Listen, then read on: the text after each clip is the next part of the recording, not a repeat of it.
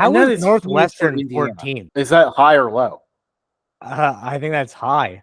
Why would I think? I mean, like they'll have like 10 fans, and it's like that ostrich from Family Guy. Ha ha! Northwestern won 8 games last year. When I think of Northwestern, I think of that they won. They didn't win a single game in the continental United States, and their only win was in Ireland.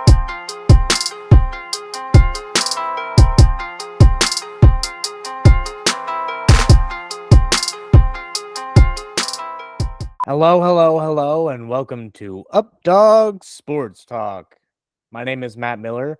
I have terrible internet, and I'm trying to get it figured out. So if we go offline, you know why. Joining me today is Justin McGovern. What's going on, man? Well, I'm excited to just kind of dive into our college football previews here.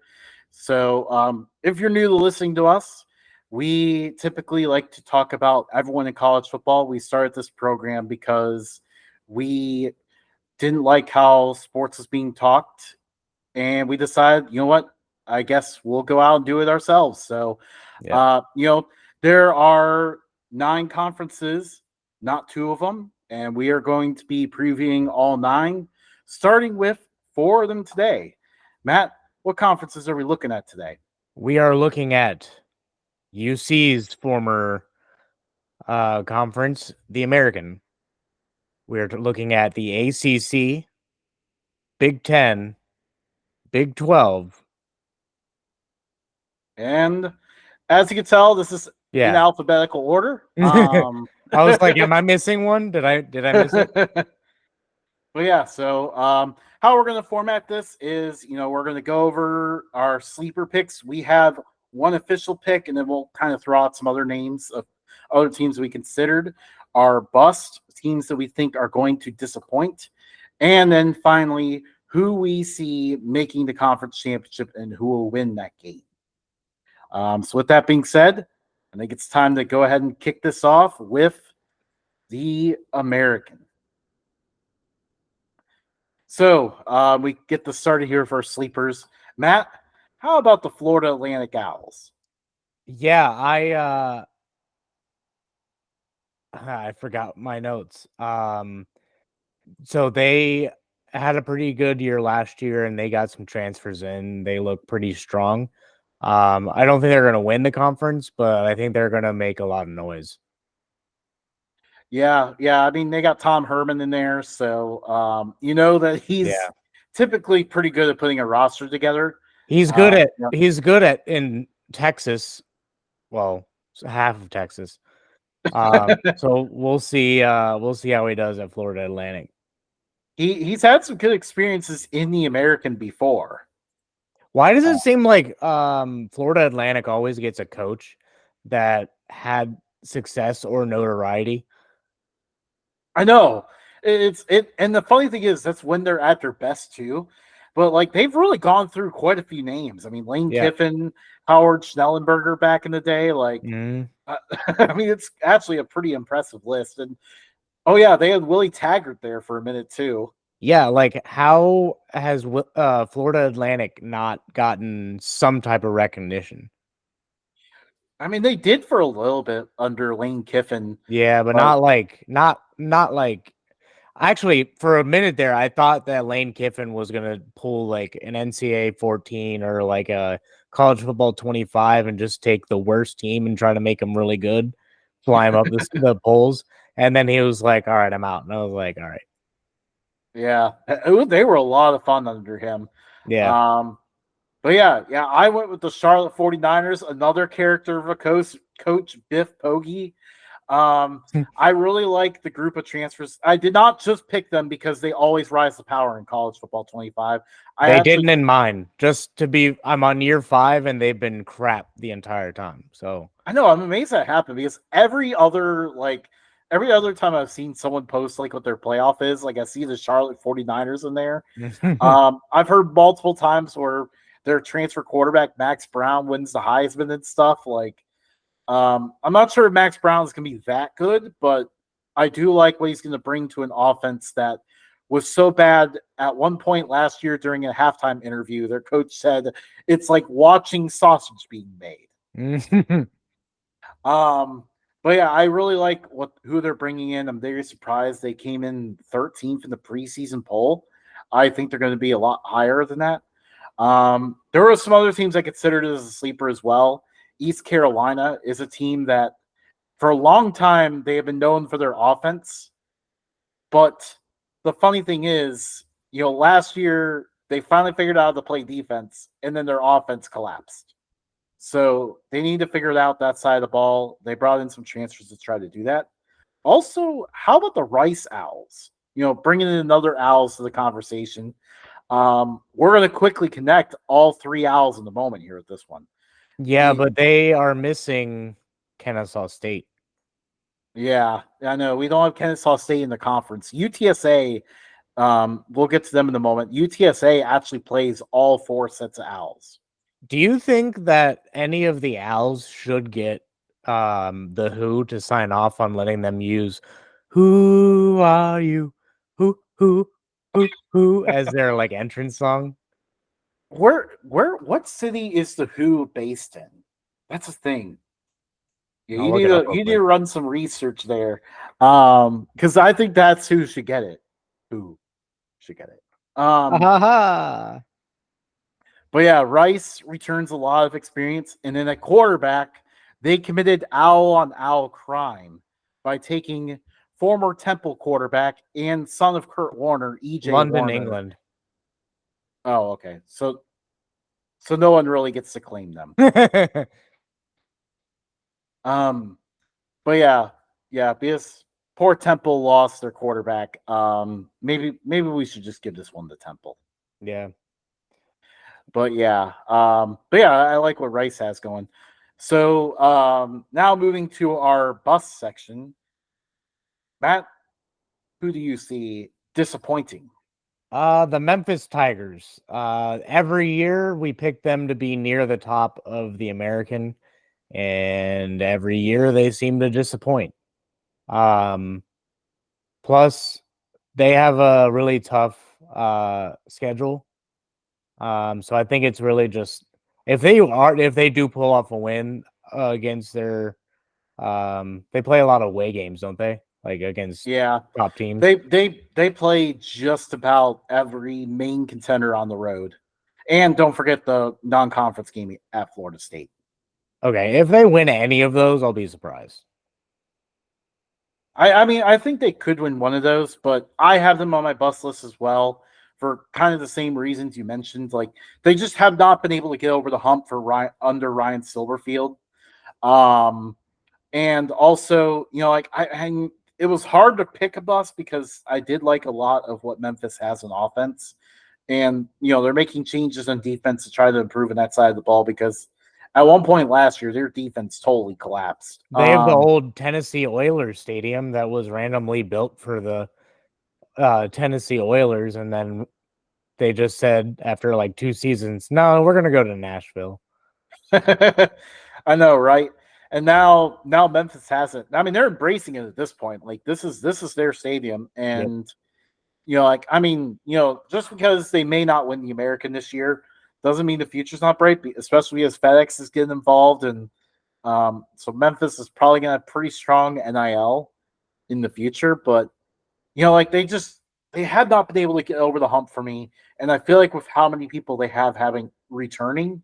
Like this season is a bust season if Memphis doesn't win the conference, which neither of us, as we'll mention in a moment here, have Memphis in our conference championship games. Yep. Which that's my transition. So Matt, cards on the table. Who do you see winning this conference? Tulane. I think they have a lot of good players coming in.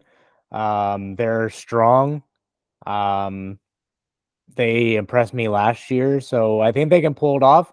I think they can surprise some people and actually start rising up the poll. Sleeper team for a G5 college football playoff team. So if the committee doesn't want to just put all Power 2 teams in the playoff, then I feel like Tulane is a team that could make it in. Well, you see, this is why we have automatic bids. I We have forgot they added automatic. the automatic bids. Yep. So, yeah, they're a candidate for that fifth automatic bid. But Um, I have them beating South Florida. South Florida to me just seems like a program that is left over from the Big East. Everybody left them. It's like when you're in high school and you go to work with your friends and all of a sudden they just quit and then you're stuck working there. It just seems like South Florida is that in the American. Um, and I feel like soon they could start making a case for themselves, but right now I feel like they're just a step shy from getting out. so I mean, the analogy works perfectly. Where like, and then as soon as you get left behind is when the light bulb clicks. Yeah. Um, South Florida has really, I mean, they've gotten some huge donations lately. Really just ramped up their investment in the football. On campus stadium is on the way. It looks like it's going to be really cool. But like obviously for at least the latest rounds of realignment, it was a little too late. But they are positioning themselves here for the next round. Yeah. Obviously, I like what Alex Golish is building there, and they're paying them pretty well to stick around. So yeah, that team's gonna be really dangerous. But I do not have them in my conference championship game. I think they might still be a year away from making it there. I have the Tulane Green Wave beating the UTSA Roadrunners. Similar reasons why, like you said, I really like what John Summerall is building there. Just electric transfers across the board on the offensive side of the ball. They do need to figure out John who their quarterback. Summerall really cares. Oh, that's a joke. That's a commercial that only Cincinnatians know. Yeah, there's a Bob Summerall tires store. Like it's a chain of them around here. And their slogan is Bob Summerall really cares. Bob Summerall. And so yeah, it's it rings in my head quite often. Yeah, I think we have a very different picture on John Summerall's name than anyone else does. Yeah. um, but yeah, I like what they brought in for the offensive side of the ball. They do have to figure out the quarterback, whether it's going to be Ty Thompson, Oregon's former backup quarterback, or Tulane's backup quarterback from last year, who he actually played decent in place of Pratt when he got hurt. I think they even had like a halftime lead on Ole Miss with him. Um, but yeah, and then UTSA, Troy Taylor is just building such a great program there. I am worried about the fact that they don't have Frank Harris for what feels like the first time in a decade. Um, And but they play at the Spurs old arena. yeah, they That do. surprisingly fits a football field and still has a decent amount of seats. It does. Like they fit. They can. I think they can fit like 60,000 in there. Yeah. Um yeah, I like UTSA a lot. I think they got great stadium. I think they're in a good location to get recruits. I think a main part of it is growing cities. So could they become maybe they rebrand as the San Antonio Roadrunners for football purposes? Who knows? But yeah, I do like UTSA also. Yeah. I mean, they've been crushing it on the recruiting trail. So like they definitely have one of the best talent bases of anyone in the conference. So yeah, I see them having a really strong year. I also considered Army for this spot. They're going back to a regular triple option. They attempted this more spread out pistol option last year, and it just didn't go well. But they're going back to a regular triple option, and their schedule is very favorable. They don't play. I think they play UTSA at home. But other than that, they don't play anyone else in the top four of this preseason poll. Hmm. Top five technically because they can't play themselves. Yeah, good point. Yeah, that Army Florida Atlantic game early in the year is going to be really big on looking at who is going to be able to maybe be a surprise contender for this conference outside of the top four favorites. Yeah. I think that's enough American talk. You think we could get into one of the bigger conferences and see what we can scrounge up? On to the ACC. So let's go into our sleepers here, Matt. There's actually a few sleepers in ACC that I considered. I did consider SMU. Virginia Tech could be a sleeper, but I mean they're sixth, so it's not really that much of a sleeper. I considered Syracuse. I really like their program, but for me, it comes down to the play of Malik Murphy. I think he's going to have a blue devilish season, and I think he's I think he's feeling left out from Texas. And I think he wants to prove himself. And I think despite the quote unquote lack of talent there, I think he's going to be able to get them into a position, maybe not to necessarily get into the championship game, but definitely to turn some heads and raise some eyebrows. Yeah. And the funny thing is, like, it felt like Duke would have gotten rated when Elko went to Texas A&M.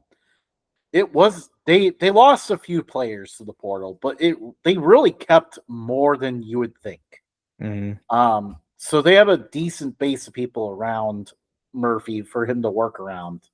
So yeah, I could see them as a potential sleeper. But my sleeper is going to be the Cal Golden Bears. This year their schedule gets actually easier because last year the Pac-12 was absolutely loaded. The main thing is Cal just needs to keep their offense going. They lost their offensive coordinator, but The I main think thing is they need to sign up for frequent flyer miles. I know they are traveling more than just about anyone this year. Outside of Hawaii. Yes. Because that's not fair. But yeah, I like what they got at quarterback. Jaden Ott is one of the best running backs in college football, so like he's going to be really electric again. Cal brought in some good receivers from the portal as well. The main thing that this sleeper pick hinges on is can they get back to playing good defense again? Because they took a full 180 last year. Like before last year, they had spent several years being bad at offense, but good at defense. And then last year, their offense suddenly became good, and then their defense sucked. So they need to turn around on the defensive side of the ball. And yeah, so some other sleepers here we considered. Matt, I know you mentioned a few already. Georgia Tech was another one. I like what Georgia Tech has going and what their roster has. In the end, their schedule is just too tough for me to pick them. They play just about everyone that's good in the ACC. So and their non-conference includes games against Georgia and Notre Dame. So their schedule is pretty brutal. So Yeah. So I see Georgia Tech as more of like a team that's going to be chaos. Like they're going to ruin someone's season. And that's going to be fun to watch. Yeah. I think it's really funny that some people put Stanford Cardinal and other people put Stanford the Cardinal. I know, right? I feel bad for them. No one is considering them at all. No. I mean, they kind of suck. Not gonna lie. But Yeah, I did consider Syracuse because I don't have a whole lot of faith in McCord, but I think now that he's out of Ohio State and doesn't have the spotlight necessarily on him, I think that he can play a little bit better. And even if he plays like he did last year for Ohio State, but this time at Syracuse, I think he can end up doing a decent amount for Syracuse. And they have Georgia's former defensive coordinator. I forget his name. Justin, help me. Wait, Oh no, he wasn't the defensive coordinator. Their head coach Fran Brown was their defensive backs coach. Defense backs coach. I knew it was on the And defense, yeah, but you were he's close. a really good recruiter, and he's starting to like take what Dino Babers was doing there, and just taking it to a new level. Yeah. Yeah. You know what else is funny though? Virginia Tech's one of the leading teams in returning production. The other two top teams in the ACC in returning production are at the bottom of the standings. Virginia and Stanford. They actually have a lot of guys back. Well, too bad they're not voted very well. So, Time for our closing statement here in the ACC. The last thing that we need to talk about, because did we go honestly, over like, bus? oh no, we need actually, yeah, you're right. We need to go over bus. We can Okay, touch on last that thing in the quickly. sleeper section, we need to talk about Pitt running the air raid. Yeah, that's gonna be fun to watch. It's kind of hilarious because, like, for a long time, Pat Narduzzi just wanted them to run the ball, conservative offense, protect the defense, and then they were bad last year. So then he was like, okay, I guess we need to change it up, and then just went full air raid. So yeah, I'm very excited to see what that's going to look like. Yeah, that'll be fun to watch. Moving on to busts, I have Florida State. I do like Florida State, but they lost way too much talent for me to be able to say they're going to be number one in this division or in this conference. Like lost their quarterback, they lost both receivers, they lost defensive ends. They like anywhere you look, they lost talent. Apparently there was a guy who transferred out and his agent um I guess impersonated him and transferred him out. I Oh, saw I saw that on Twitter and I don't remember the name and I don't remember where I thought it was like Arkansas or something. Um but yeah, he had said that his parents hired an agent and he transferred him out. dang, Yeah. that's wild. So What are not your because thoughts of that on? guy. I don't think he was terribly great, but I do think that the lack of or the talent factor of all those players leaving, it's huge. What do you think DJ Uyunglele is going to do for them this year? I lost faith in him after his second season in Clemson. Yeah, He didn't really do much to impress me at Oregon State last year, and then going to Florida State. Maybe that's a place that he could turn it around, but I don't know. At this point, it feels like a little cheap shot because he's like what 25. yeah, something like that. Like Yeah, dude, I just just go to the XFL, yeah, like I don't know. USFL, He, whatever it's called now. he UFL, showed some potential in that 2020 season, but it just has not been there ever since. pretty much just against Notre Dame. Yeah, yeah, for the most part. Like it was just that game, and they didn't even win that game. Yeah, But yeah, like it hasn't, like and he improved to being decent, but I just don't know if he can lift Florida State to a championship caliber. nope. That being said, that's not my bus. My bus pick is once again the Miami, Florida Hurricanes. Um, we're at it again with this team, and like we're throwing them up there in the preseason polls. Hyping them up again in preseason. This is a constant routine. Um, that being said, there's no more excuses for Mario Cristobal. Like there is no reason they should be a bust, but they're going to be anyways. Cam Cristobal is on Ward, my hot seat. I think he's on everyone's hot seat at this point. Like, if he can't win this season, they're gonna have to look at a change in coaching, unless it's he's gonna Scott be Satterfield's his way into keeping his job and gets like a good enough class to not get fired, but then like does decent enough to not get fired, but bad enough to not really compete. But yeah, I think they never seem to pull it together. I don't know if it's coaching or what, but Cam Ward was an exciting transfer in. And I hope for the sake for Cam Ward's career that I'm wrong, but Miami has just destroyed quarterbacks. They have ruined quarterbacks. Like, Ruined. De'Ara King ruined. Yes. Like they brought in De'Ara King. He was really exciting. And then, just didn't have a good run in Miami at all.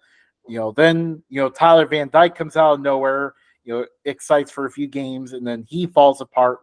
And they've had that routine too, where like guys like will show up, they'll have like a few good games to end the season, and then next season they're just not the same anymore and they struggle.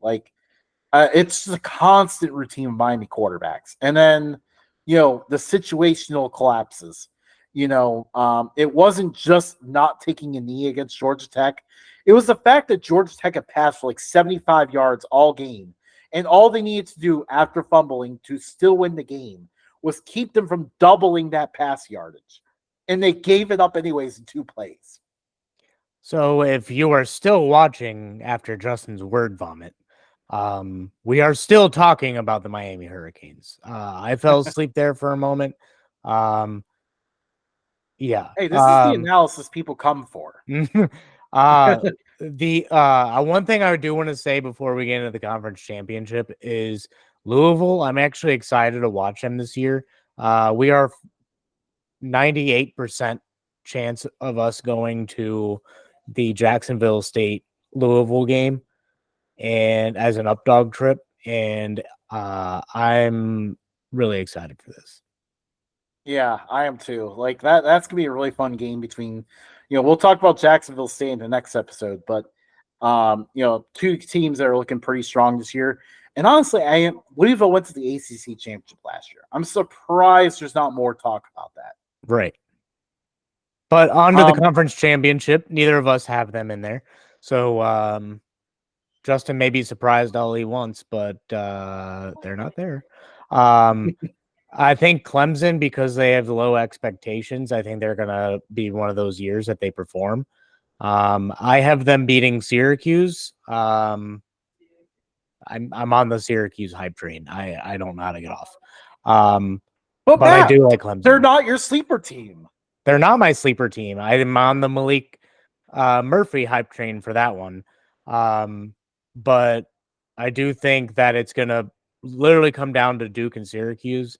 And I think Syracuse ends up beating Duke to get into the conference championship. So yes, you did point out a flaw in my picking, but as I have half the conference as sleeper options. So shut up, Justin.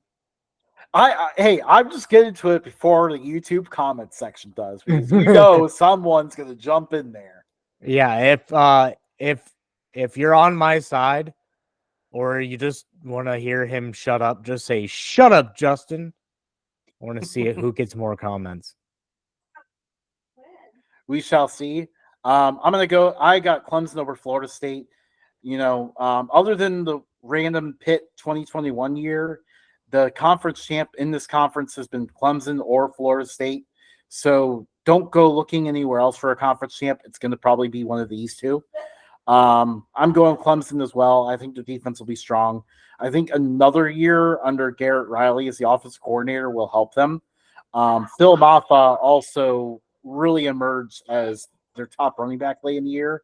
And that enlivened them, as well as Tyler from Spartanburg. I wonder, do you think the Tyler from Spartanburg boost lasts into the new season, or does he need a new rant? That's the only question. New rant. New rant? New year, new rant. Okay. All right. So maybe he needs to call into the show before the season starts for this to happen. Or maybe they lose an early conference game and then he calls in, and then they play Georgia week 1. He'll be calling in that game. That's gonna I like Clemson, but I'm sorry, but Georgia is just a wagon. I don't know how the game's gonna go for them. Yeah. Hopefully it'll be better than the 10-0. That's enough ACC talk. We've bored the West Coast enough with this. I guess half the West Coast, because they got the other one. Yeah, I mean, I don't know. It's impossible to tell who has what in the West Coast these days. Mentioning West Coast Misfits, there's a bunch of them in this conference, Big Ten. Yeah. My sleeper, and I'm just jumping right into this because this is the sleeper I've been most excited to talk about. Nebraska. Yeah, Nebraska's back, baby. What one thing, if you look statistically, and I'm a very analytical stat kind of guy. Nebraska has Matt Rule. Matt Rule has taken Temple, and where else was he, Justin? Baylor. Baylor, that's right. His second season with them, he took them up a notch. My sleeper is Nebraska. Still, I think they fall a few games short from competing with the top 4 teams, and then the big gap from 4 to 5. I think they fall outside of that, but I do think they start inching their way into the conversation. Yeah, I definitely like what he's building there. Oh, and Pat Mahomes light. I made a comment on college football on Fox post about him looking like Patrick Mahomes, and I said when you copy and paste your friend's homework and and you forget to change the answers a little bit, and then he liked it. So shout out. Very nice. Well done, man. Unfortunately, it wasn't from the Updog account. So What are you doing? That's a way. I didn't even know you use your personal account anymore. I get on there just to check to see what Chad's doing. Oh yeah, I don't even check it anymore. I haven't checked mine in a long time. My one thing though, I mean, every single time we get hopeful about Nebraska, it feels like they find a way to disappoint. Are they ready to get past this? Are they ready to get past the 1-score losses? I think so. That's At least I hope so, because I'm tired of hearing of all the other teams. I actually do like Nebraska, despite that stupid little N on the side of their helmet. I think they need to nut up or shut up. Yeah, I want to see it happen finally. Like their fans have been tormented for so long. Like same with Indiana. Yeah. Yeah, that's my sleeper team. So Indiana, I like what Kurt Cignetti is bringing in. He has revamped this roster in a hurry, and their schedule is actually not bad. Like now, obviously, let's put into context what kind of sleeper I'm talking about here. Like, Indiana is like 17th in this preseason poll. Everyone's saying they're going to suck. I think they're actually going to make a bowl game. How is Northwestern 14th? Is that high or low? I think that's high. Why would I think? I mean, like they'll have like 10 fans, and it's like that ostrich from Family Guy. Ha ha! Northwestern won 8 games last year. Out of nowhere. When I think of Northwestern, I think of that they didn't win a single game in the continental United States, and their only win was in Ireland. What Ireland game is forever going to live in infamy for it was like 16 straight games inside the continental United States that they lost. Yeah. That to honestly, me is Northwestern. Like, and the weird thing was, it was kind of just like you looked up at the end of the year and all of a sudden it was like, wait a minute, Northwestern's won 8 games? How did that happen? Another, I don't know how that they compiled this conference, but they have a bunch of teams with O on their helmet, and now they have a bunch of teams with N on their helmet. I know, right?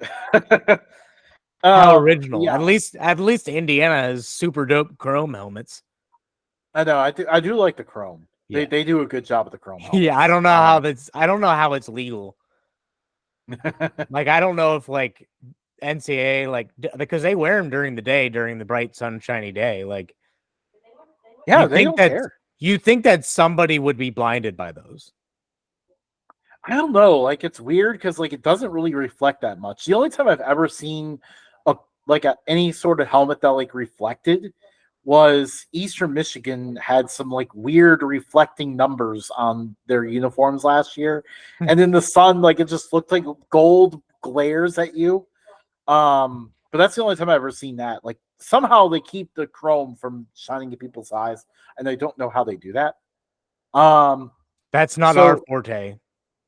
So let's some other candidates for sleeper teams that we didn't really mention. Now, for one, my one topic I have to bring up here is Maryland. Matt, are they ever going to Maryland. kick? Mary I had a fairy named Larryland. had a feeling you're going to do that. I had to. I had to throw it in there for old time's sake. The big thing is, can they ever finally kick their September Maryland curse? Because they come out flying every year, go undefeated in September, and then October rolls around and they lose every game in October. It doesn't matter who they play. Like last year, they lost at Northwestern, they lost to Illinois at home. Like they always collapse in October. Are they ever going to be able to get over that? No. Nope. In order to get past it, they have to get out and go to the ACC. I would love to see that. That's where they belong. Yeah. Moving on to our bust here. I think so. A lot of people are going to call me. You're from Ohio. You're Ohio State. You're an Ohio State homer. You see the sign right here? You know what that says? Oh, Actually, it's hard to see because it's currently sideways. Well, apparently that was holding up everything on my shelf. But yeah, Notre Dame. So yeah, I just screwed up my entire display. Whatever. Not an Ohio State fan, but Michigan. I do, I do think that they lost a lot, and I think the main thing that they lost was Jim Harbaugh. I think his offensive mind kept that offense going. I think they're still going to be really good on the ground. It sounds like Orgy might be the starter, if I'm not mistaken. So he's currently that's the assumption, but they've not announced it officially. Well, assuming that he's the starter, I can imagine that they do okay. But I think the scandal that they're a part of, I think that the fact that Ohio State just loaded up on all the Alabama players who wanted out after Nick Saban retired, and then Oregon being 1B in the nation behind Ohio State in terms of talent. I guess 1C because Georgia, but I was about to say you're forgetting Georgia there. but I think Michigan ends up busting because like everyone still thinks that they're gonna be able to compete at the top, and it's like I really don't think so. So, like, when you think they're going to disappoint, where do you see them? Do you see them missing the college football playoff? Yeah, I think they're gonna be back to where they were before, 8-9 win team, which isn't bad, but when you think of Michigan, you want none, preferably none, I guess, in their eyes, but probably one loss, maybe two, if you count a bowl game loss. But I think they're gonna slide back to like 4 losses this season, and yeah, I don't have much faith in them this year. I think what's also interesting is like their schedule actually kicks up a lot this year. Like the last 2 years, it felt like they didn't play a real game until November. This year, they have Texas coming to town week 2. They have Oregon coming to town. Like, and I mean USC, hard to tell exactly what they're going to be, but like they play Oregon Claus is coming to town. So yeah, like they have a much tougher schedule. Yeah. Who's your bust? Yeah, so I'm going Penn State. I like the offensive coordinator hire, but I'm not sold that their offense is going to be good this year. I'm just concerned about the passing game. It's not a good thing when your top receiver leaves in the spring. It tells me that even though they're making changes, he probably still wasn't confident he was going to get his targets in this offense because the quarterback isn't going to get him the ball. Then they're not going to be able to scheme up the right plays for it.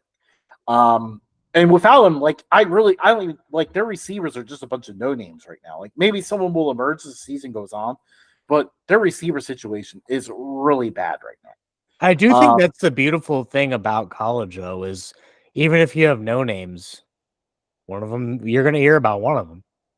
Someone's going to make a name, Yeah, which is true.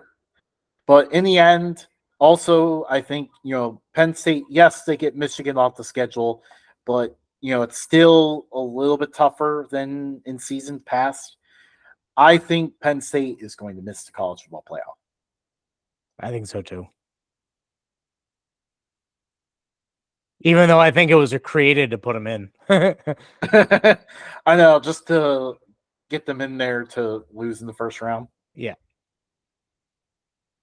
Um, Conference championship, I think we can just glance over this. I think we both have Ohio State over Oregon. I don't think there's much debate there as long as Ohio State can stay healthy. I think it will be a really good game. Don't get me wrong, but um, I think it comes down to Judkins and Judkins alone. Um, I don't have faith in Will Howard, despite everybody else being, oh, Will Howard's going to be really good with Chip Kelly as the offense coordinator. Yeah, whatever. yeah, I think it'll end up being these two. I pretty much had it down to these two from the beginning. Yeah, Um, the thing is, Ohio State plays at Oregon in October. I think Oregon's going to win in Eugene, which, but then they meet again in the conference championship. I don't know if I think Oregon's good enough to beat Ohio State at home. These two are kind of the 1A, 1B in the conference. I don't know if they're going to beat them twice. yeah. So in the rematch, Ohio State wins. I have Oregon winning the first matchup. I think Ohio State wins the second one. Which is annoying because a lot of Ohio State fans do not like Ryan Day. Yeah. Yeah, there are many that are quite fed up with him at this point. He kind of Um, looks like Sam Hartman if you age him like 15, 20 years and then give him a drinking problem. um, I guess I can see that. But obviously, even if they make it to this game, it probably means they beat Michigan. So then he'll be back in their good graces. Yeah, But yeah, we'll close this out. How many teams do you think make the playoff in this conference? We should have done that with the ACC, but we didn't. 3. Three. Yeah, I think because Penn State and Michigan underperform, I think Iowa sneaks in. Oh, yes. Is Iowa's offense going to be better? I don't know about better, but I think it'll be good enough. Oh my! I honestly kind of want to see them manage to win 10 games while scoring hardly any points again. It's a fun ride. All right, we're I love done with the Big Ten. Get them out of it. here. Yep. On to the Big 12, the most exciting conference in college football, because this race is just going to be so unpredictable, so many twists and turns. I mean, this conference is probably my favorite power conference now, because of just the collection of teams are just so much fun, and they actually somewhat regionally make sense. Somewhat. Yeah, the You East Coast randomly teams are a little tough, but you randomly have West Virginia, and then the northernmost team is what, Cincinnati? either Cincinnati or West Virginia. Yeah. Oh wait, And no, no, then no. Iowa State's like way up there. oh, okay. Well, never mind. But like, so you have Iowa State, Cincinnati, and then randomly UCF out of nowhere, and then West Virginia. Everything else kind of makes sense though. Yeah, yeah. I mean, like everyone else is close together, and it's gonna be just a lot of fun. Yeah. Um, Jumping right in though, sleepers. I have UCF. I think KJ Jefferson is gonna take what he had good for him in Arkansas and then take it up a notch at UCF. And despite it being a very competitive conference, I think they're gonna surprise some people. Ooh, yeah, I like that one. I was thinking about UCF myself. Ultimately, I end up going with TCU because so many teams have been mentioned as a sleeper in this conference, and TCU is not one of them. Despite them being what, 2 years removed from losing in the national championship? Yes. And that is because, like after you come off a national championship, all the guys are on you. And then basically everything that TCU did well to make the championship went wrong for them the following year. Last year they started losing one score games. The offensive line wasn't as good. They were losing the turnover battle. Like all these things turned, like just took a complete 180 flip. I think a lot, maybe not everything, but a lot of those things will turn back in a direction. Josh Hoover, their quarterback, kind of got trial by fire last year when he got thrown in when injuries happened.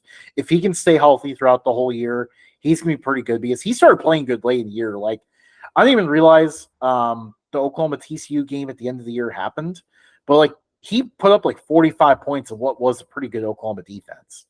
Yeah. So like he tore it up there late in the year after really struggling for a while. The offensive line, they brought in some guys from the portal to help address it. I also think they're just back to being bigger, meatier men. Bigger, meteor man. Like they needed up there. And, they made some changes on the defense to improve that side of the ball. I think they'll also just get better at forcing turnovers as well. Yeah. Bust candidate, we both picked Kansas State. I think Justin, for reasons because Chad and I may have cyberbullied him. No. I'm fairly certain that you picked them because we bullied you last year about ranking them. But my reasoning is Will Howard isn't anything to really look at in terms of a quarterback in my eyes, but he was the only thing keeping this team afloat. So now that he's gone, I think they come crashing back down to earth. Well, I mean, don't overlook Avery Johnson. Like they kicked Will Howard out because they liked what they had in him, but I think he's still very young. He's an electric runner, but he needs some development as a passer. And this goes into why I now have them as a bust. He needs to work as a passer, and the offensive line is a concern. They're basically replacing everyone up front. And then finally, the other reason is because I looked at them compared to a lot of the other teams I liked in this conference, and like they play a pretty tough. They play a road schedule that can really trip them up in a bad way. Just a lot of different tricky environments they aren't used to playing in could also, mess up their season and put them below some of these other teams that have in contention. Yeah. So, our conference championship. I have the Utah Utes over the Kansas Jayhawks. Utah is turning into one unit of a program, and they're pretty deep. They return quite a few starters. I think this is how they start trying to compete with the top programs. They went from 15 years ago, maybe a little bit more than that, being a program that Urban Meyer was trying to bring up.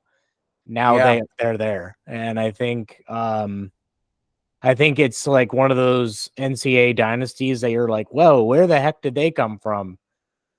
That's kind of Utah. They just slid under the radar because they were living in USC shadow, Oregon shadow, Washington shadow for a little bit. Now they don't really have any of them to compete with. And I think that they just take this conference and they're like, look here, Sonny, this is our conference now. Kansas, I like Kansas. They what's his name? Jalen Daniels? Yes, Jalen Daniels, not to be confused with Jaden Daniels. So that tripped me up quite a bit early last year. Jalen Daniels, I think, is going to have a stellar year, but just come up short against the Utes. By the way, while I'm talking about Utah, I kind of want to spend like 15 years in my college football 25 just making Utah versus Utah State the biggest rivalry in sports. Oh yes, that would be a lot of fun. Yeah. Oh, that'd be awesome. And then both games, like you have the mountains in the background. Um, they're actually finally reviving that rivalry this year. Um, Utah's playing at Utah State, which is really cool. Yeah. That's enough college football 25 talk. People didn't come here to specifically hear us talk about that. They may have come for tidbits. Yeah, Kansas, I like a lot of what they have.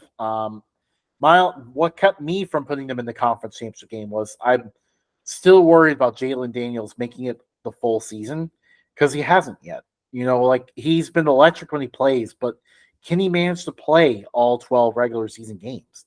That's going to be the big question. If he does, the schedule sets up real nice for Kansas to make a run.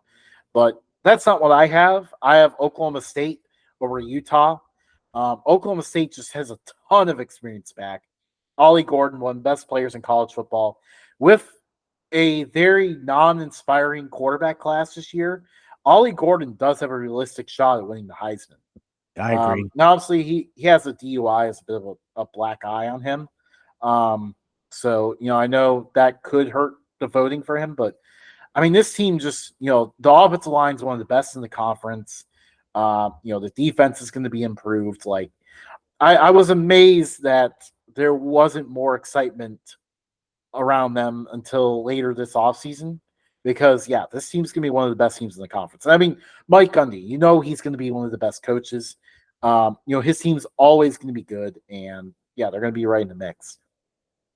It was tough to pick against some of these other teams, though, like Arizona, our wagon with Fafita and T-Mac there. Like, those two are going to be the most electric wide receiver quarterback combo in this conference. But, I mean, they just, obviously the coaching change just kind of hurts a little bit. But, I mean, don't think that Arizona is going to fade completely out. Yeah. This team's going to be right in it until the end. They were 1-2 in Heisman in college football 25s, like for their time together, like the entire time they were together. I love that they're so good in the game. Yeah. But sucks for UC. Hopefully it's cheaper to get in. Yeah, no, right. Yeah, this is a Cincinnati show. Like, we might as well close out the Big 12 here, talk about Cincinnati. Yeah. What are your expectations for the season? Same thing as last year. Low. I think what they're gonna do is they're probably gonna get a little better in the red zone, but I don't think they're gonna get a whole lot better. It did worry me that Dante Corleone. It did worry me with the blood clots he had. But I guess it's taken care of because I really haven't heard much since he got. I guess he got cleared again. Play. So I don't know what that was about. I haven't heard a whole lot about it since. It really didn't make big news. It just kind of came out and like a couple like bigger people tweeted about it and then nothing else since. Right. Their games are a lot of fun to go to. So like if you go to a game that I don't plan on going to, then you should definitely go and enjoy the game. If you decide to go to a game that I'm going to, then just stay out of my way. The traffic getting there, it sucks. But Nippert Stadium is a beautiful stadium. So if you're ever passing through and got a chance to look at it, it's pretty dope. Yeah, and it's one of the few stadiums where you can just walk in at any time. Yeah. A few years ago I worked near Nippert Stadium and I would grab my lunch and either eat it in the stadium or I would eat it and then just go chill. And that's when FC Cincinnati was playing there. So then they would be like warming up where they'd be putting the turf down for soccer. Very cool. Yeah. So yeah, that's my expectations of Cincinnati this year. Yeah, yeah, it's hard to tell. I mean, they just execution and key downs is a huge key for them, and we're not confident that's going to happen. I just don't think they really have the offensive talent. Yeah, I think they have the defensive talent still. I think they can keep that going, but I just don't think they did enough offensively. Their running back's really good. But outside of him, I don't. Maybe a receiver or two. I think they lost like half their receivers. But I still think they got a good one. I don't even know who their quarterback is this year. To be honest with you on that. likely Indiana transfer Brennan Sorsby, but I think they have an internal candidate kind of pushing them for the job. I don't think that it's going to be that hard. I think that they're gonna. I think that if we at 32 years old wanted to walk on to UC, then maybe we could compete for quarterback as well. Matt, that's probably not the case. I mean, we are well past our primes at this point. My prime's just beginning. You see this? You see this, Justin? You see this perfect beard angle? Nah, you wouldn't even make the practice squad. Tackling dummy, I'll take that. Yeah. I mean, the only role I think I could ever take is like it would be funny to be that the one normal person in the Olympics that goes up against the real Olympic people so that Yeah. they, people can tell how hard it is. I feel like you would be that guy, but I think I I could would. maybe not in the speed category. I'm not really that fast, but I feel like in a lot of other categories, I could probably hold my own for a little bit, depending on who it is. Yeah. Neither one of us is that fast. I would get toasted if I was a corner. But yeah, that wraps up the Big 12. We on our website, updogsportstalk.com, we have more in-depth previews of these teams. This is kind of just a more probably should have let off of this, by the way, but this is obviously a more higher level preview and prediction of what things are going to look like. But yeah, that was our first four conferences. We'll be following up with the last five. Shout out to Justin for holding down the blog. Yeah. Chad didn't hop on and do any of that, and I haven't had a chance. So appreciate you, bud. Thank you for that. It's been a fun series to kind of break them all down. Those will be going until Thursday the 22nd, and then I leave for Montana. Our food topic. Mm-hmm. First of all, I came across a tweet from Roger Sherman just before we hit the air, and I needed to mention it because he mentioned this is near and dear to home because this is Cincinnati. He mentioned about Gold Star Chili, a restaurant which serves a product that's only popular here, only has stores in the Cincinnati area, and yet if you were to tell someone you ate there, they'll say, "What are you thinking? Why didn't you go to Skyline?" Yeah, How that's is Gold 100% true. Stars? It's 100% true. So, like, my question is, like, how exactly does Gold Star go? I think two reasons. One, old people who don't have internet or like social media. Two, I think the mob decided to settle down in Cincinnati and for whatever reason just wanted to own a Cincinnati chili chain. And because I don't know how they're getting, they bought Tom and Chi. I don't know if that's outside of Cincinnati or not, but they got really good grilled cheese sandwiches. They bought Tom and Chi, and I don't even know how they had the money to do that. Like, Yeah. But yeah, you might be right. It might be a front, like we always wondered if Quiznos was. Uh, and Qdoba. I don't hear about anybody going to Qdoba anymore, except for like I think every now and then I hear somebody say I miss Qdoba, or like one person will go get it, and then I'm like, oh yeah, Qdoba exists. How are you available to the public? So, my brother actually might be the person that keeps him in business. He absolutely loves it. Like he will vouch for Qdoba any day. And actually, this is how far Qdoba's been off our radar. Apparently, the one in Bowling Green does like a coin flip, and I forget what it is, but like I think if you get like something, like you get like some sort of like huge like discount or like 50% off or something. Um, so it was like a pretty neat deal that they had. I will forever associate Mexican food in Bowling Green with Taco Bell because Yeah. it's just the place. It's right next to the bars. Um, I would 100% not be in the drive-through though.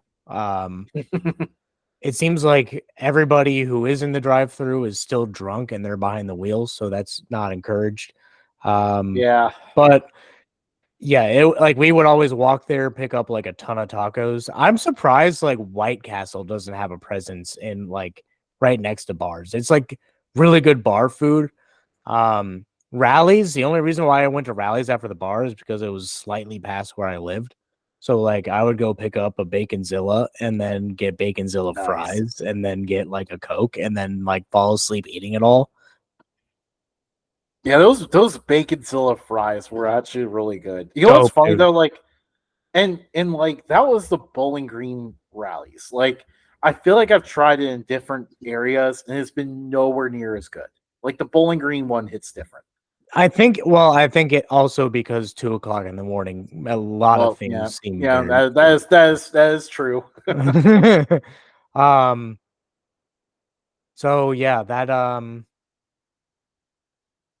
yeah, Other good junk food, I guess. that's that other good drunk food. Um McDonald's isn't bad. That's I feel like a lot of fast food is like really good. Waffle House. Waffle House for sure, but every time I go to a Waffle House, like well, not anymore because I'm old and can't really stay out past 9. But when I went to a Waffle House, um, in my yesteryears, it always seemed like there was a stabbing or a shooting that occurred. There was one in Bowling Green. My friend and I left, and um, there was like a shooting that happened like shortly after. Um, there was another one that I had went to. I think it was in Covington, that spot in Covington that we used to go to. Oh There's yeah. like a shooting there every night.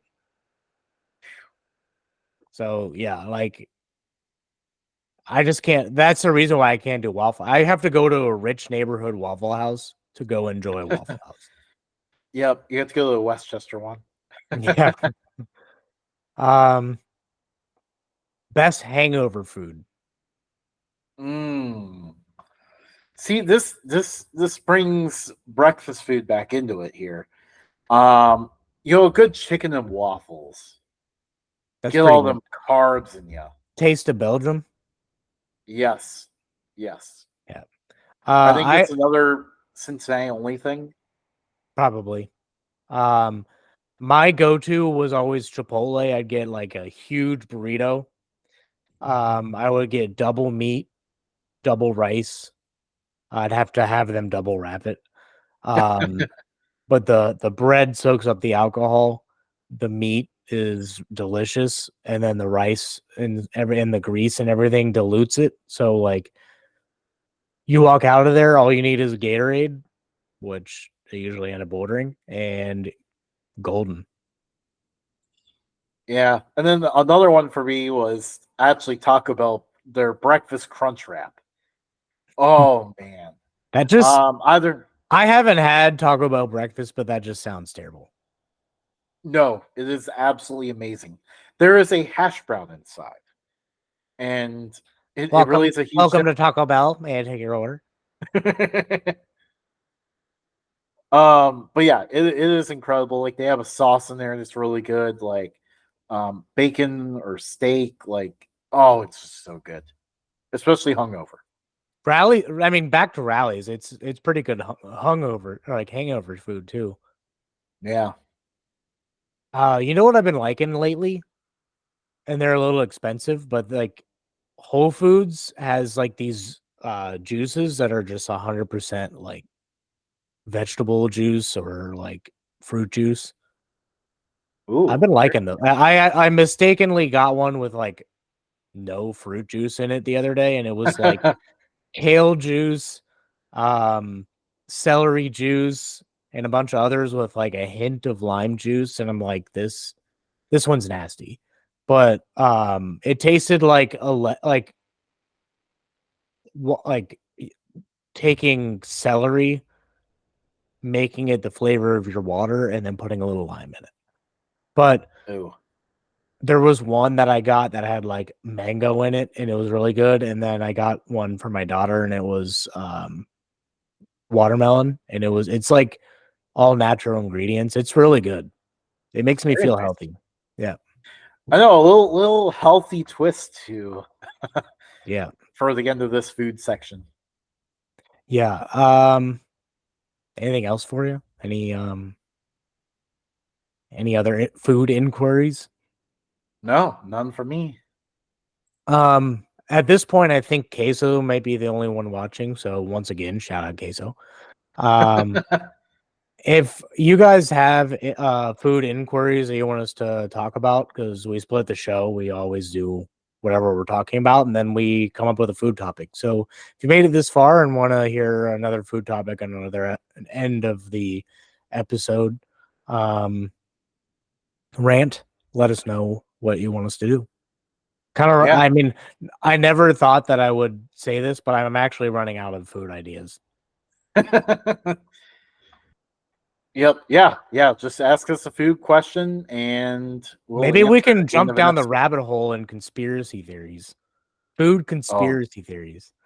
oh yeah. There's a lot of those right now, especially especially with a lot going on, Yeah. I would say. Um.